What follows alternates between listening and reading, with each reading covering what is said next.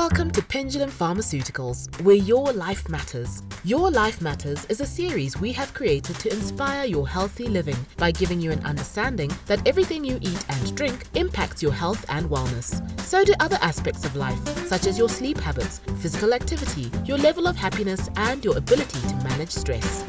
Hello everyone, it's Dr. Nancy and welcome to another episode of Pendulum in Conversation. Hey guys, I know we have just celebrated Africa Day. I feel like I could just, break down in some ululating motion. We are all proud to be African and just glad that we're basically just proud of our heritage, so to speak. So this Day of Africa Day brought about an interesting conversation of skin lightening products. I know in Shona we call it kuzora. So then again, guys, I know we all think that skin lightening issues came about only in Africa, but this has been around since time immemorial. In the old Victorian era, white women used to use arsenic paints and they also used lead paint to lighten their skin. They basically put that much importance in whitening their skin as signifying a sign of purity, wealth, and being involved in a bit of an upper class class. So today we have Dr. Mashawe, who has got special interest in dermatology and aesthetic dermatology. Oh, I almost bit my tongue on that, Doc. Welcome. Thank you, Dr. Nancy. It's a pleasure having you here because I know when it comes to skin lightening or skin bleaching, we all have so many interesting topics. Doc, what's your take on skin lightening products? Like, how do you basically view the subject? Okay, Doc, I think the ideology of white privilege, white beauty has been embedded so much in our mind that we tend to think that everything revolves around being light colored. Okay. But I don't think we need to focus so much on the skin tone. I think we have it all wrong. It was just Africa Day yesterday. We celebrate our African culture. We also want to celebrate our skin tone. Okay. I think we need to sort of differentiate someone who wants to lighten their skin from someone who wants to just brighten their skin to have a beautiful skin tone.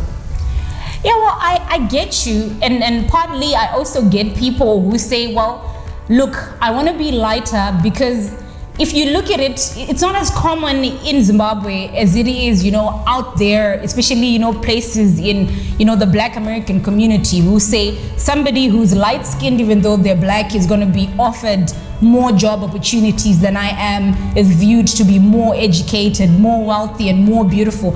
I don't judge that. My subject is only, are we not perpetuating an inferiority complex by saying, well, just because your skin looks a type of way, you have the option of changing it? Are we not perpetuating an inferiority complex by, giving people the notion of, lightening their skin? I think it statements like yellow bone,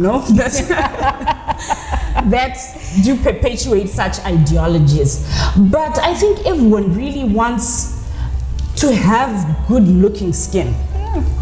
Not necessarily to say, I want to look like Michael Jackson, for example. But I'm sure you would also want that bright, vibrant looking skin that does not have blemishes.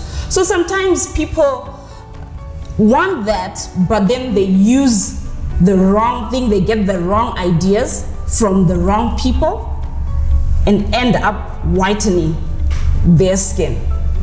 Well, I think honestly, the idea of people preferring a lighter skin, I think, let me take you back. There's actually been a study that was done at the University of Zimbabwe where they interviewed a number of female students and they were trying to figure out the prevalence and the perception based on, the subject of skin lightening, the subject of skin color, and how they viewed it. So from a sample of about, I think, 138 girls, 20% of them openly admitted to using skin lightening products. And I think we all know and will agree that the percentage might have been a bit higher because not so many people are open about that. And then of the 138 girls, 83% of them actually admitted to wanting to be lighter in complexion.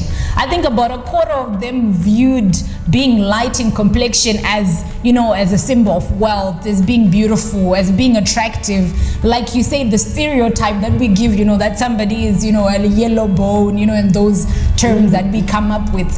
I think the thing is, when we look at the issue of skin lightening and skin bleaching, a larger percentage of people go into that, well, not per se as the idea of saying, I want my skin to look better, but they go into it with the idea of, no, I actually want to look lighter. That is everybody's perception, really. Well, let's not be quick to judge, because I've had patients who come to me, right? Okay. And say, Doc, I want to look lighter. Then I ask them, do you want to look like a white person? Because I don't do that. I'm not going to change your skin color. But what I can do for you is to improve the texture of your skin. I think it's because many people don't know that there are methods, medical methods that you can use, you can get from a doctor to just brighten your skin, to have a tone higher than what you're not necessarily changing your Fitzpatrick type of skin. Okay? Because, so let me just categorize it. Okay? We have toning, brightening, and lightening in one area, right? Okay. Then there's bleaching and whitening. Do you get that? Yeah, I do. When we're bleaching and whitening, we are using the wrong stuff. We're using the bad stuff. Okay. You want to change, you want to destroy all the melanin in your skin. And it's really not necessary, because beauty is not defined by the melanin, the amount of melanin you have. Okay, I'm evidence of that, but anyway, moving on. Yeah. So when you're whitening now, you're using products like hydroquinone, steroids, mercury, and sadly, those products can actually be used in a medical facility to treat some conditions. Okay. But they have found their way on the black market. And people start using those things in creams that are prescribed by their hairdresser or something like that. And they become white, like sick white, not something that I'm trying to explain here and say, okay, you know what, we want to brighten our skin. Everyone wants to look good. I understand, really. Yes, you've been exposed to the sun for years. True. Pimples have hit your face for years, and now you're just saying, no, look, I'm tired of this. I just want a bright skin. I just want my original skin tone that I had when I was born. Okay, Doc, I understand you. My question is, the cosmetology industry is absolutely not regulated. It's something that applies to you and me as doctors, because we know that, this is, medical grade stuff. People shouldn't use that. But to the ordinary Tom, Jill, Jenny, and Girbit out there, they're not exactly well versed in these products. Because when I was growing up, I think, there's been talk of, Ambi, there's Movet, there's betamethasone, there's Diprizone, all of these, products. People have been using them. Do you think they actually know what's in these substances? That's why we are here, Dr. Nancy. We need to make it clear to people out there that, it's not about whitening your skin to look better. You can brighten. I'll keep repeating these words because they're totally different. Do not bleach your skin. Do not use products that you do not know the ingredients of, or don't just get a product recommended per Spemuti, right? I agree. Yeah, there are doctors out there who know how to just improve the way your skin looks for the better.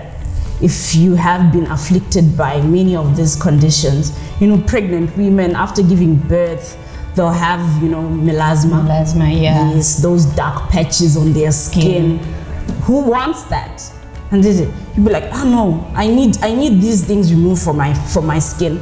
And there are medical solutions to that.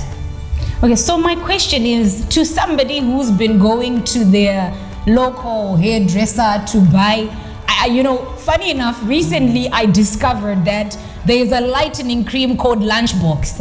It's funny.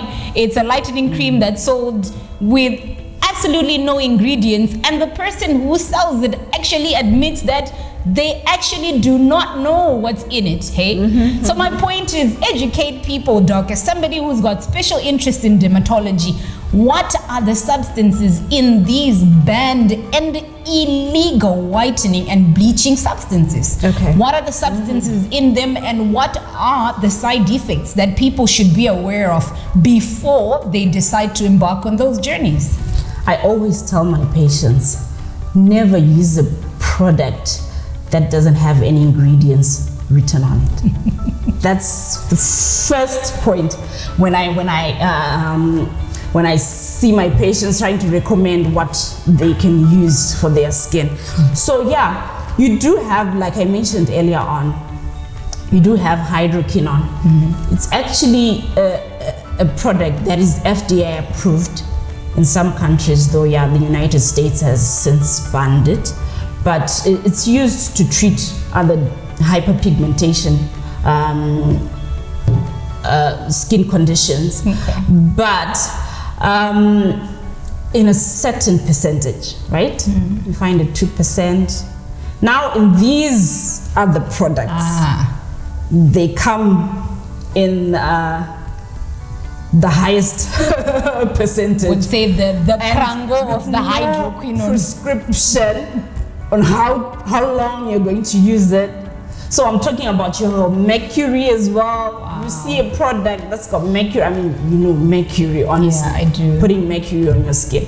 We should understand that the skin, it has the same laws that govern, the health and disease of other organs, is the same law that governs the skin, because it is an organ. So whatever you're going to put on your skin, don't think it'll just end on your skin. It'll go deeper, and if there are any damages that is going to cause, it's not only on the skin. And the skin is the mirror of the health that you have inside. Okay. So once you damage the skin, other things are also damaged inside, because if you know the functions of the skin, it's not just a case that covers, the body, but it has a lot of functions, Doc. Okay. It protects you from the bacteria. It's an immune organ on its own. It's a temperature regulator. I can go on and on. But it is a special organ on its own, and it requires a very good care before we can even think of protecting our liver, our heart, etc. If you were to delve deeper, to zero in on some of these side effects, which ones do you think people should be the most aware of? Like if you were to mention a side effect that, look, Doc, if people use whitening and bleaching substances, these are the side effects that they should be aware of, and this is what is most likely to happen. Okay, so I've seen a lot of cases where someone has used a certain product for a while, and they'll tell you, the results were perfect in the first 2-3 weeks, to a month. But after that, or when they stop using it, then, sometimes they have rebound acne. They were trying to treat the acne, but then when they stop using it, it comes back with fire. Wow. Yeah, and they thin the skin. So you can see, I can actually tell that someone has been using the wrong product, The skin becomes thinner, it loses its barrier function. It becomes red, You can even start having conditions like eczema that you never had before growing up.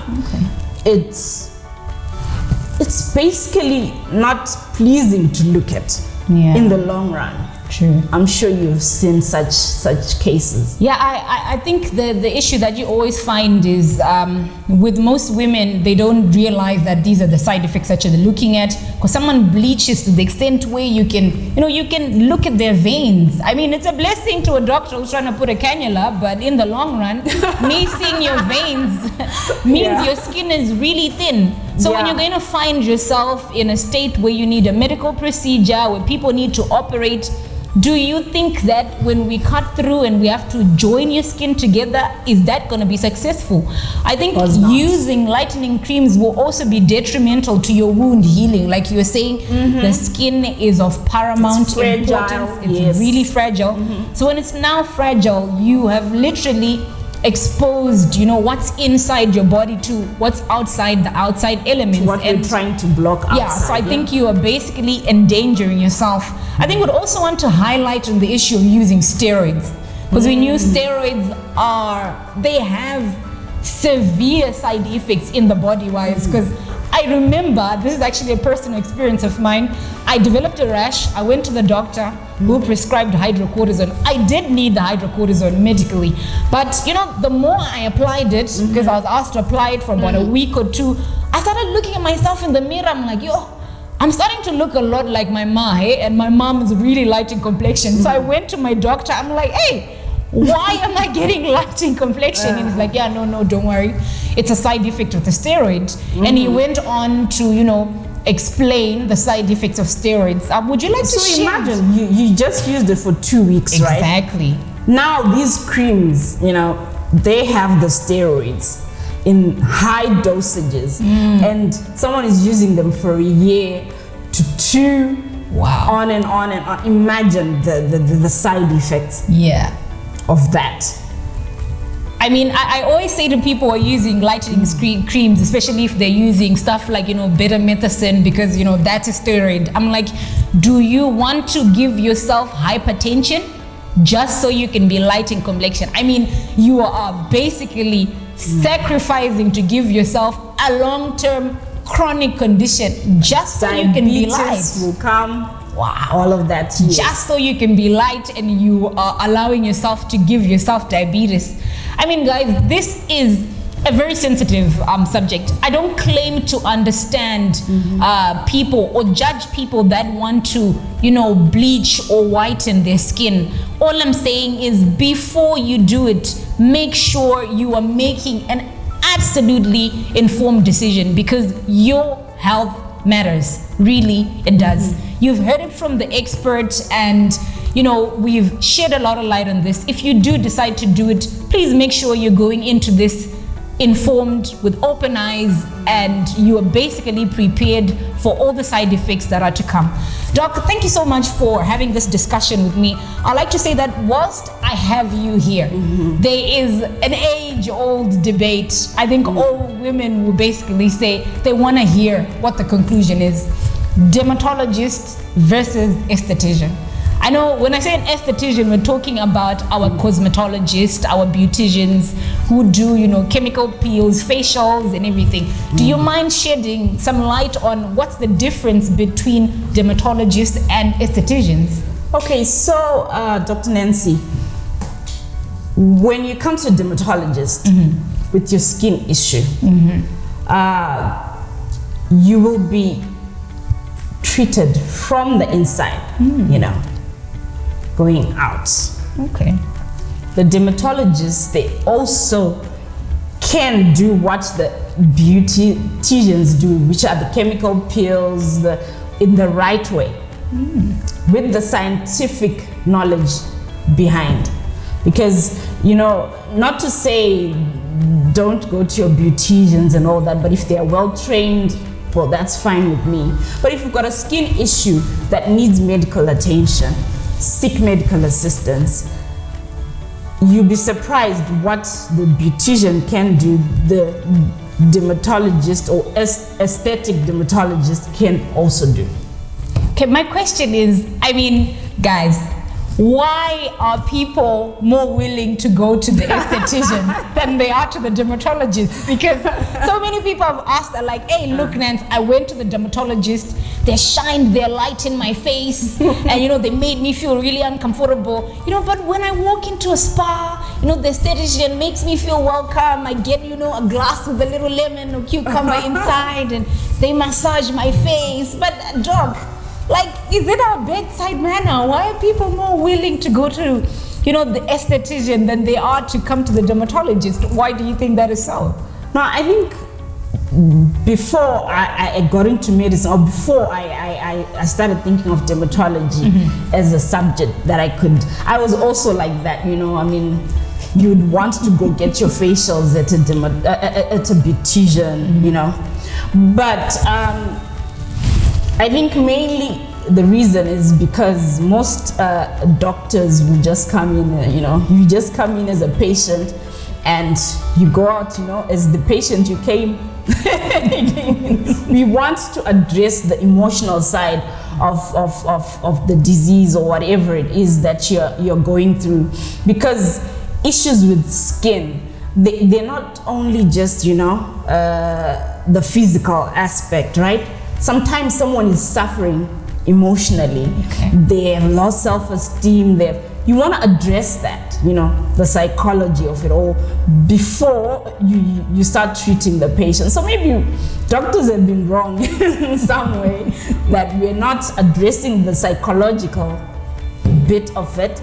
But I think we are moving towards a new era where we have better bedside manner. Okay, to my wonderful colleagues out there, guys, let's have a wonderful bedside manner. I mean, let people feel welcome and, be open to talk to us. Let's be welcoming. I know we are those people who want to look at the pathology, to just be like, what's wrong? Let's address what's wrong, but let's also be able to appreciate that the skin is a very sensitive issue, because the skin is what covers, the outside. It affects how someone feels emotionally.